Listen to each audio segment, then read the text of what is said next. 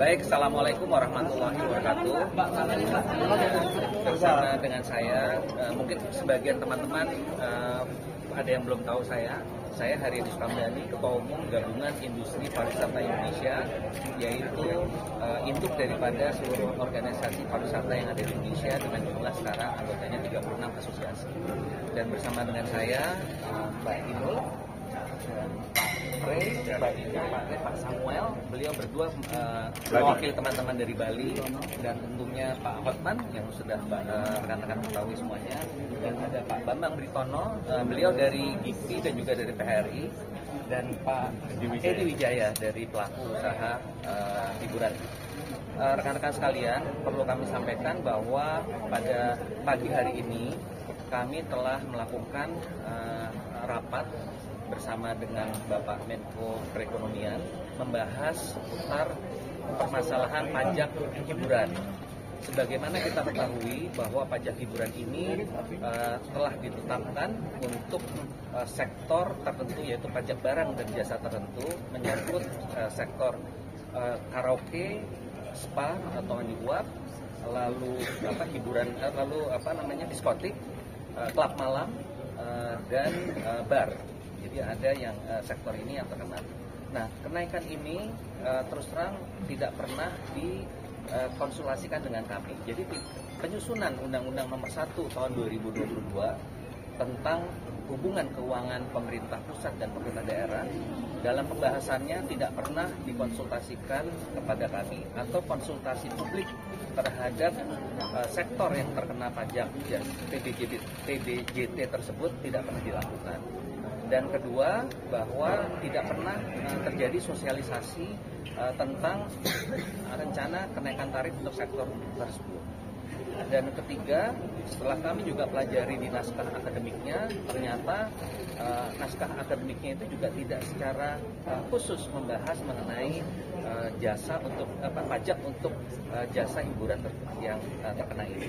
Dan bahkan di dalam naskah akademik tersebut ada kriteria pengenaan pajak daerah. Kalau saya tidak salah ada 13 kriterianya, bahkan bertentangan dengan naskahnya itu sendiri gitu. Karena di salah satu naskah yang kami lihat itu adalah bahwa pajak daerah itu tidak boleh melebihi kemampuan dari sektornya, atau harus terjangkau atau affordable. Dan kedua, tidak boleh diskriminasi, yang secara di dalam pajak ini terjadi diskriminasi. Dan ketiga, bahwa pajak itu diharapkan untuk menstimulasi penciptaan lapangan kerja dan meningkatkan pertumbuhan ekonomi daerah, dan itu juga tidak terjadi. Nah, lalu juga yang kami keempat yang kami lihat juga selain tadi dari naskah akademik adalah pengenaan pajak ini ternyata juga bertentangan dengan Undang-Undang Dasar 1945, yaitu menyangkut di pasal 27 ayat 2 yang terkait dengan bahwa warga negara berhak atas pekerjaan dan penghidupan yang layak. Ini tidak benar. Lalu juga di pasal 28D yaitu terkait dengan kepastian hukum, itu juga menyangkut yang kita pandang bahwa kita juga telah terjadi ketidakpastian hukum karena pajak ini. Dan juga di pasal 33 ayat 4-nya, yaitu di mana ekonomi itu disusun atas untuk kemanfaatan bersama. Nah, ini kita tidak terjadi, sehingga rekan-rekan sekalian, kami pada proses akan mengajukan judicial review kepada Mahkamah Konstitusi yang akan dilakukan saat ini. Yang sudah confirm adalah dari GIPI, Gabungan Industri Pariwisata Indonesia secepatnya, dan juga akan diikuti oleh asosiasi lain yang terkait. Nah, tadi di dalam rapat yang hal penting yang dapat kami sampaikan kepada rekan-rekan sekalian dengan Pak Menko, ada dua hal penting yang perlu kami sampaikan, bahwa pertama, pelaksanaan dari pemerintah telah mengeluarkan surat edaran dari Kementerian Dalam Negeri atau Kemendagri. Nah, surat edaran ini adalah memperkuat pasal 101 dari Undang-Undang Nomor 1 2022 yang intinya bahwa pemerintah daerah bisa mengeluarkan insentif fiskal. Dan insentif fiskal ini adalah bisa dilakukan oleh kepala daerah sesuai dengan jabatannya. Artinya pemerintah daerah bisa mengeluarkan untuk sektor tersebut tanpa pengajuan individual. kedua, memang di dalam surat edaran tersebut, karena ini adalah penegasan dari pasal 101, memang ada tertera di situ pengajuan oleh individu perusahaan. Tetapi tadi kami meminta konfirmasi kepada Pak Menko bahwa intinya kepala daerah itu berhak mengeluarkan insentif fiskal ini yang tentunya kita harapkan adalah berlaku kepada undang-undang yang lama, yaitu Undang-Undang 28 tahun 2009 tentang pajak daerah dan retribusi daerah, di mana batas minimalnya itu tidak ada. Kalau sekarang kan ada batas minimal 40%, jadi itu bisa dihilangkan menjadi mulai dari 0% atau mengikuti tarif yang lama. Itu yang pertama yang perlu kami sampaikan. Dan kedua, penegasan juga dari Pak Menko bahwa surat edaran dari Menteri Dalam Negeri sudah cukup, tidak perlu ada surat edaran yang lain. Karena kami ketahui ada informasi bahwa seperti di Jakarta, PJ Gubernur DKI Jakarta katanya meminta adanya SK dari Menteri Keuangan yang tadi sudah dikonfirmasikan bahwa SE dari Mendagri adalah sudah cukup karena memang ya untuk tidak hanya meyakinkan kita tapi juga untuk kepala daerah, karena memang kepala daerah ini kan pembinanya adalah dari Menteri Dalam Negeri. Jadi itu Bapak Ibu rekan-rekan sekalian, jadi intinya selama kami berproses di Mahkamah Konstitusi, maka pemerintah daerah itu diharapkan untuk mengikuti tarif yang lama. Dan juga perlu kami sampaikan di sini, Bapak Ibu sekalian, dalam pertemuan tadi, rekan-rekan dari jasa hiburan ini juga menyampaikan keluhan atau temuan di lapangan. Jadi misalnya tadi di Bali, ini saya buka aja ya supaya peringatan juga untuk daerah yang lain. Jadi sudah terkonfirm bahwa di Bali itu Kejaksaan Negeri Badung udah mulai memanggil-panggil dengan alasan katanya audit BPK dan sebagainya. Nah tadi Pak Menko juga beliau malah heran, kalau BPK tuh periksanya tuh akhir tahun gitu. Dan ini kan baru aja diundangkan kok udah dipanggil-panggil. Jadi itu pemeriksaan kalau BPK memeriksa, dan itu tidak mungkin ke korporasi. Yang diperiksa adalah institusi pemerintah gitu loh. Jadi ini juga message yang sangat kami ingin sampaikan, penegasan kepada teman-teman di daerah, aparat di daerah, tolong jangan memanfaatkan situasi ini untuk hal-hal yang tidak baik ya. Ini saya perlu sampaikan karena yang jelas bahwa SE dari Kementerian Dalam Negeri atau SE Menteri Dalam Negeri tujuannya adalah salah satunya untuk menjamin tidak ada upaya-upaya transaksional dari para pihak yang justru akan mengganggu jasa hiburan. Jadi itu yang perlu kami sampaikan secara umumnya. Pertemuan hari ini demikian, dan selanjutnya kami mohon Pak Hotman untuk menambahkan kekurangan. Oke, saya dari minggu lalu sudah dapat informasi bahwa Pak Jokowi sendiri, Presiden, tidak dilaporkan secara detail tentang besaran pajak 40% tersebut, dan beliau marah. Ini informasi bukan saya dapat dari Menko Equin ya, bukan ya.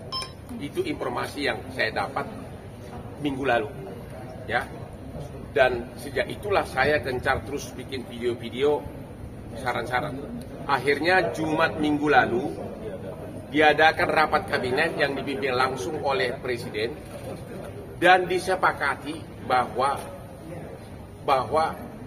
pemerintah daerah boleh kembali kepada tarif pajak yang lama, bahkan mengurangi juga boleh, karena di pasal 101 undang-undang itu secara jabatan Pemda berhak. Akan tetapi karena Pemda ragu-ragu, maka Pak Jokowi sudah memerintahkan Mendagri menerbitkan surat edaran, dan sudah terbit surat edarannya yang hari itu juga. Isi surat edaran itu antara lain bahwa Pemda secara jabatan tidak harus patuh kepada 40%, dia berwenang kembali kepada tarif yang lama atau bahkan mengurangi. Itu isi undang-undang ya. Jadi bukan perintah Jokowi ini ya, ini perintah undang. Jadi sudah keluar surat edaran Mendagri. Cuma ada masalah, ada gubernur yang meminta selain surat edaran Mendagri, minta lagi surat edaran dari Menteri Keuangan. Tadi karena ini masalah pajak, tadi saya tanyakan kepada Pak Menko Equin, sudah dibicarakan katanya di istana. Pemda, gubernur, bupati dan sebagainya tidak memerlukan surat edaran dari Menteri Keuangan. Cukup cukup surat edaran dari Mendagri karena itu adalah kewenangan dari Pemda tersebut dalam undang-undang secara jabatan. Surat edaran dari Mendagri itu hanya untuk memberikan dukungan. Ya, jadi sekali lagi kepada semua Pemda kami menghimbau bahwa Presiden pun sangat marah atas rate pajak yang sangat tinggi tersebut, dan dengan surat Mendagri tersebut intinya boleh kembali kepada tarif pajak yang lama. Ya, bahkan mengurangi pun boleh, tapi kita mengharapkan kembali ke yang lama aja udah syukur, dan itu tidak perlu permohonan itu secara jabatan sambil menunggu kalau ada pihak yang mengajukan judicial review. Tadi nanti kalian tanya kepada Pak Menko, katanya Pak Menko Ikun akan berani mengatakan, Pak Menko Ikun akan berani mengatakan secara publik bahwa Pemda, Gubernur, Bupati, Wali Kota tidak memerlukan surat edaran dari Menteri Keuangan dan Menteri lain. Cukup surat edaran dari Menteri Dalam Negeri yang sudah keluar hari Jumat lalu, kembali ke tarif pajak yang lama. Itu satu ya. Yang kedua, kenapa ini dianggap membinasakan? Tadi Pak Menko Ikun mengakui 40% pajak itu ditagihkan ke customer. Kalau dia tidak bayar, berarti perusahaan yang bayar. Berarti 40% dari pendapatan kotor. Bayangkan 40%. Padahal keuntungan perusahaan mungkin hanya 10%. Kalau 40% pendapatan kotor harus bayar pajak, berarti 10% keuntungan sudah harus dipakai untuk bayar pajak ke pemerintah. 30% dari mana? Ya dari modal. Dari kerugian kan? Belum lagi pajak badan 22%, pajak kalau pengusahanya perorangan pajak progresif 35%, pajak karyawan karena tadi Pak Karyadi sudah berkali-kali mengatakan ada 2 juta lebih karyawan yang bekerja di sini relatif pendidikannya rendah. Jadi pajaknya biasanya karena majikan yang nanggung. Berarti majikan harus bayar lagi pajak, belum lagi pajak PPN atas minuman kos 10%. Jadi kalau dihitung-hitung hampir 100% pajak yang akan kita bayar. Jadi kalau memang Anda memang tujuannya untuk membinasakan kami, ya jangan pakai undang-undang lah, bilang aja jangan keluarin izin lah. Ya, 100%. Ya, itu aja kira-kira. Ada mungkin dari Inul silakan. Ya,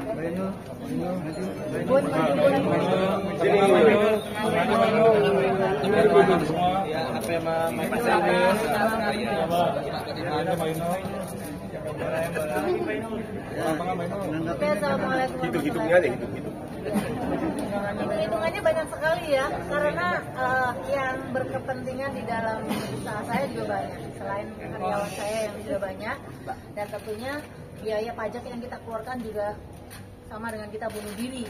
Jadi artinya mudah-mudahan ini benar-benar rapat menteri ini bisa mendapatkan solusi yang baik buat kita dan tentunya aman untuk dijalankan ketika surat edaran dari Mendagri ini benar-benar bisa menjadi pegangan kita, jadi acuan kita untuk terus bekerja.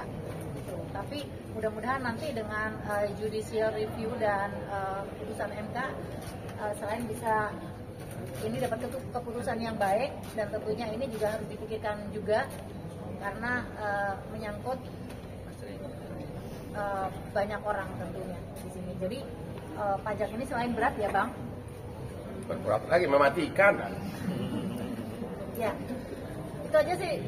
Saya bingung mau jelasinnya seperti apa, karena di dalam pajak ini kenapa saya bilang bukan 40-75%, tapi 100% lebih yang harus keluar dari kita, gitu, yang harus kita bayarkan. Karena yang pertama, kalau karaoke keluarga itu kan memang yang terlibat banyak gitu. Kalau seandainya dari pendapatan kita tidak sesuai gitu, kita setor ke LMKN. LMKN itu kan juga hak cipta, hak terkait, itu kita setorkan, itu adalah melibatkan banyak insan-insan musik yang income-nya, yang pendapatannya juga dari kita gitu. Jadi kalau seandainya kita tidak memenuhi target itu, ya terpaksa kita harus tutup.